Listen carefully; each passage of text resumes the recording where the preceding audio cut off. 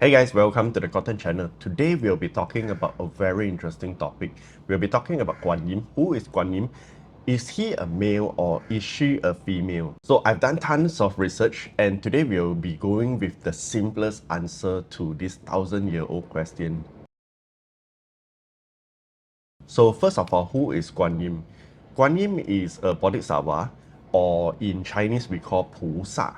So the meaning of Pu Sha or Bodhisattva, what it actually means is that when someone or the Guan Yin itself, she is supposed to be a Buddha.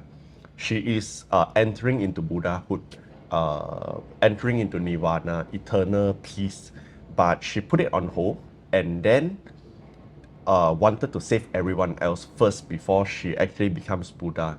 That is the state of a Bodhisattva or Pu Sha. And Guan Yin. Guan Yin is actually short for Guan Shi Yin Pu Sha. Pu Sha is what we have mentioned earlier. Guan Shi Yin. Guan means look or observe. Shi is actually earth or the world. And then Yin is actually, Yin direct translation is sound, or you can say whatever that is happening to the world. So if you combine Guan Shi Yin, it's actually observing the sufferings and whatever is happening in the world. So how did Guan Yin become a Bodhisattva or Pu Sha? So here's the legend about how Guan Yin actually became a Bodhisattva or Pu Sha, or why she became that.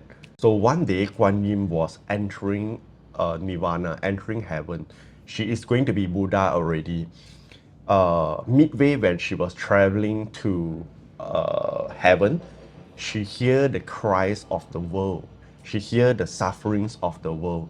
And midway she stopped. In layman language, she stopped midway and then she told herself she wanted to help all these people. So she took the Bodhisattva vow, which is she wanted to help the entire world. She wanted to help all beings, beings as in it could be human, it could be animal, it could be other beings. She wanted to help everyone reach enlightenment or end all the suffering before she becomes Buddha. So this is the story of how she became a Bodhisattva. So now that we know who Guan Yin is and how she became a Bodhisattva, let's dive into the actual question about, is he a male or is she a female or is she both or is she none of the above?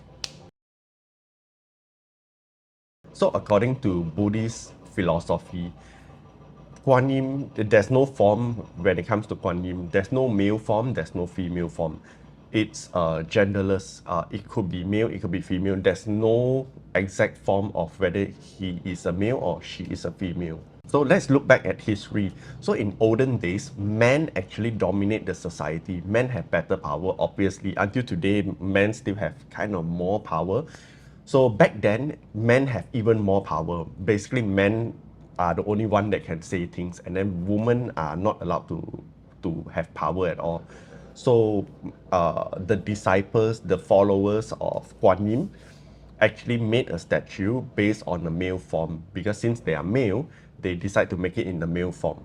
But later on, when females start to have powers, females start to hold positions and whatnot, start to have a say on a lot of things, they started to make Guan Yin in a female form. So this is according to Buddhism philosophy and according to history on how it happens.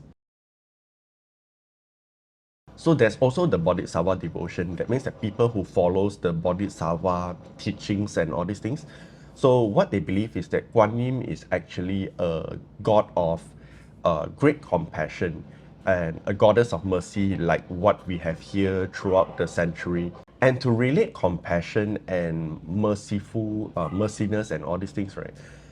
It's actually easier to relate it with a female form because female are more motherly, more caring, more nurturing, and male are more masculine. Of course, in these days, in today modern days, you'll feel that there's no problem using a male figure, right? But back in the days, men are supposed to be very strong, very masculine, very fierce, and all these things, right?